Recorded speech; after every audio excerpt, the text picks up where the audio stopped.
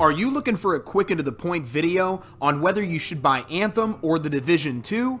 I'm going to break it down into 5 simple and fast points that make these type of games enjoyable so you can decide for yourself. Let's hop in. Press start. Hey, what's going on everybody? This is SFTB. Saturdays are for the boys. Your source for quick and to the point open world game content. So if that's your style, make sure to smash that subscribe button and hit the notification bell to not miss anything. Okay, so first off, I want to start by letting you know I'm not just going to throw my opinion at you and leave you with that for your decision. I'm just some guy on YouTube. Why does my opinion matter? So I'm going to lay it all out, lay out the facts, and you can compare them, let you decide since you will be the one playing it. And The Division 2 and Anthem are pretty similar in genre, they're just very different in setting. And that may be the deciding factor for some. Some are into the Halo, shooter, sci-fi stuff, and then some are into just modern day regular gunfights. Either way, let's start the 5 comparisons that are crucial to any looter shooter to help you in choosing whether to buy Division 2 or Anthem. Now, number 1 is going to be exploration, which is a very crucial point when it comes to looter shooters like this. So with the Division 2, you're going to have an 11.44 kilometer squared mile map, so it is rather large. It has plenty of organic events that can occur throughout your travels between objectives. You will come across civilian executions, nihilistic propaganda being blasted over loudspeakers to disrupt, and control points. From the map that I've played so far, it is chocked full of collectibles, loot, and enemy encounters, so I think it's safe to say the exploration is pretty good in this game. Now, for Anthem's exploration, we don't really know the exact size of the map, but it is fair to say that Anthem blows the Division 2 away in size. First of all, it's been calculated that it takes approximately 9 minutes and 45 seconds to fly across the entire map, while in Fallout 4, it takes about 9 minutes and 9 seconds to run across the entire map. So it's quite large. Secondly, it's much more 3D in exploration compared to the Division 2, considering you can fly, making the map easier to traverse, and giving you access to much more playable area. From the map that's been played so far, the enemy encounters are a bit more spread out, but honestly, it kinda works in the map because you get around a lot faster with javelins and flying is just too much fun. And what about you guys? Did you guys find anything cool or that just stuck out whenever you guys did get the chance to play? If you did get the chance, let me know in the comments below.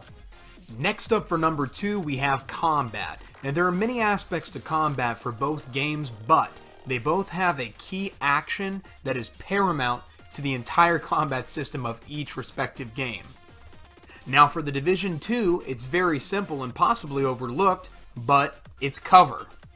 I mean, if you had played the first Division, you already know that there really isn't a combat scenario where you shouldn't be behind cover, and it's kind of like the game's trademark, and it really makes the game very strategic with the cover options they give you in each playable area. So you have to learn how to use cover properly to survive it all, especially when it comes to in-game missions. Trust me, the Division 2's combat system is pretty simple. Find cover, get behind it, and shoot enemies as much as you can before they get behind your cover. That's the gist of it, really. So, to some people that may seem repetitive, so I wanted that point to be made. Now, to others, including myself, there are many different ways to do this. Every area will have different enemies, cover, and strategies to dominate, making it more difficult and leaving you to your skills, weapon loadouts, armor, and of course cover to survive in the game. Now, combat in Anthem will really rely heavily on flight mechanics. That's the major key point for that game. You will really need to master flying and all of its maneuvers, whether it's transitioning from flight to hovering, so you can drop mayhem on some enemies, or a basic barrel roll to evade an incoming projectile. To really maximize your character's potential, you must utilize this properly.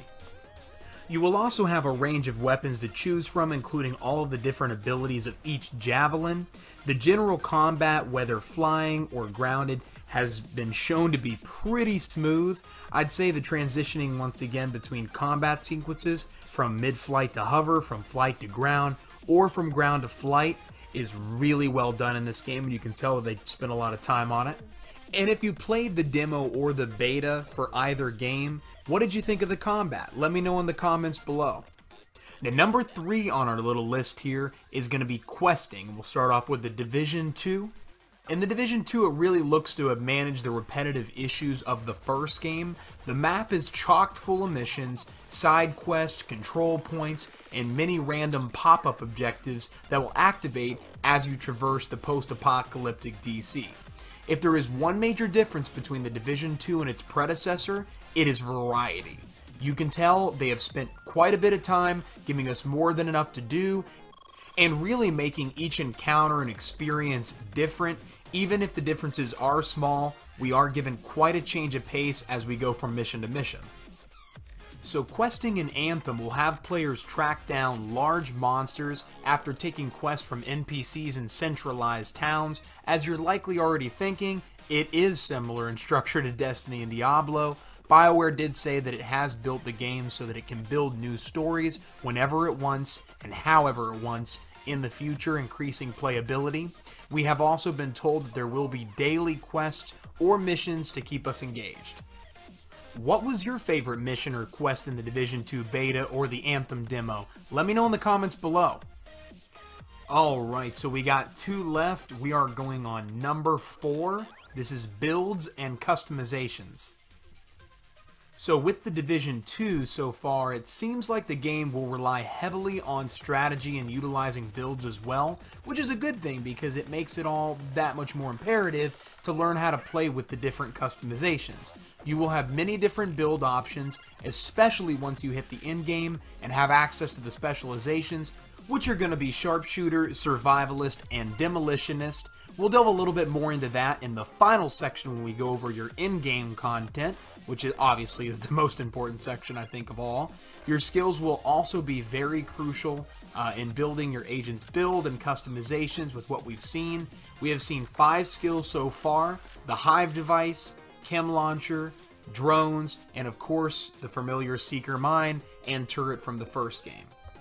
In Anthem, you will play as a freelancer, which you can customize in one of 4 classes, depending on which Javelin, which is the name for the Iron Man-like mech suits that you're jumping in, you choose. You will either play as the Ranger, Colossus, Interceptor, or the Storm class. These have different customizations that include varying proficiencies with weapons, ranged magic, sci-fi type attacks, and flight capabilities. Each Javelin has a set of 4 ability categories, along with 1 ultimate ability. Players can have 1 ability from each category available at any time.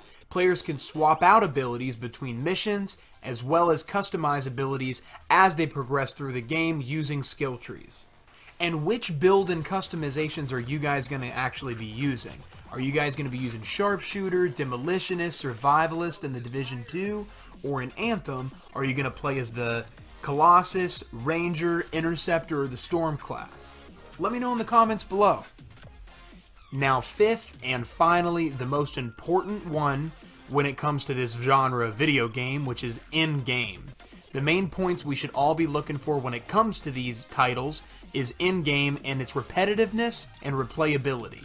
With both Anthem and the Division 2, we have seen glimpses of what we should expect of their respective in-game content. Now, starting off with the Division 2, it's obvious that they put much more heart and thought into the in-game than they did in the last one after feedback from the first Division.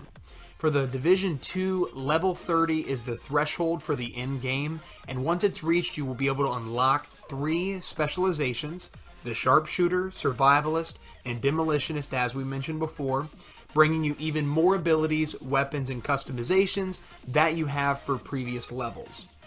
You will also unlock invaded missions, which will beef up regular missions with heavy tech-oriented Black Tusk enemies, which will be a new faction that is unveiled once you hit level 30.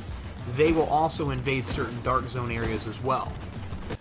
Now, Anthem is the first game of its franchise, so there's not really much to compare it to, but the in-game content is looking like it's going to be heavily team-oriented, and you will have to rely on your squad more often than not.